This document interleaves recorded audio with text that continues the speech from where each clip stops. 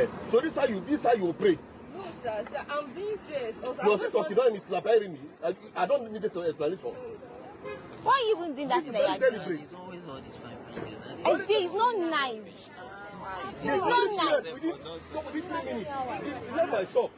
You tried to say you want to deposit 5-4. She doesn't have to deposit You quickly change it to 2,400. 50,400.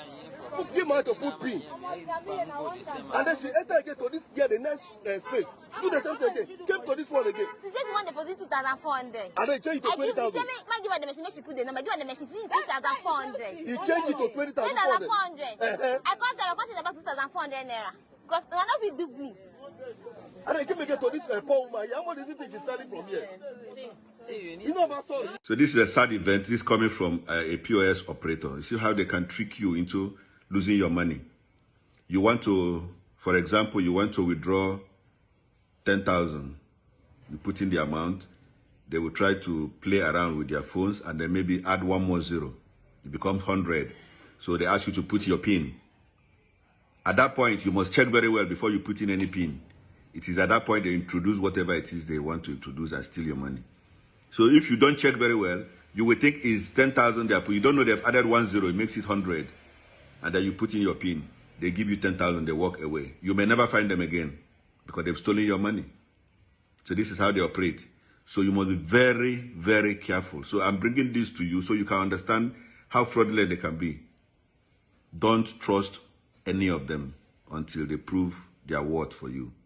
Don't trust them. Make sure you check very well. Even if you don't know how to read and write, make sure it is the figure that you put in that is there when you're putting your PIN. Because it is at that point they make all the fraudulent activities and then steal your money.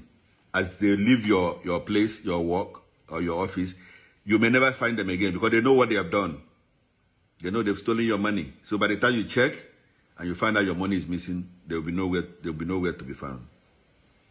So that is why we are bringing this to your notice, so you can be very careful when dealing with any POS operator. They are all over the place. They are easier to access than even going to your bank because some of them are close to your home. Some of them are in the front of your home. Some of them are people you've known for long. But they can change at any time. So you see why it's easier to deal with POS.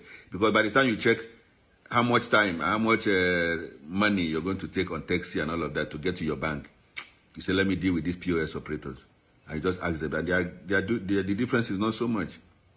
So they are ready to give you at a very cheap rate. But you have to be very careful to make sure both of you are on the same page. They are not cheating you. They are not stealing your money. That's exactly why we're here, to bring to your notice any fraudulent activity that is going on around you. Don't touch the dial. Bye-bye.